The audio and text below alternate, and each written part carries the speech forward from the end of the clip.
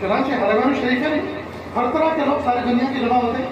میں نے خود نماز کی حالت میں میرے پڑوس میں ایک بڈھا بیٹھا ہوا ہے اور سجدے کی حالت میں جیب میں جانے لگا. میں جانے کیسے نکالا فون, نکال کے کہا ہلو اسل لی, ہلو بھی نہیں, ہلو اسل لی.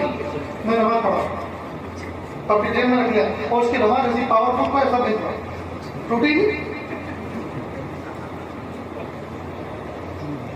تو دوستو یہ عاجز آپ کے سامنے تو ایک درد رکھا ہے, اور یہ جو احساس دلا رہا ہے, اس احساس کو ذرا اپنے سینے پر لیں کہ واقعی ہم اپنے کتنے رہے اور اس کے کتنے ہو گئے, ہم اپنے کتنے رہے اس کے کتنے ہو گئے. اس سے ہم نے مثبت چیزیں اور اس سے فائدے کی چیزیں ہمیں کون کون سی لی, اور اس میں نقصان میں پڑ کر ہم نے کیا کچھ پڑا.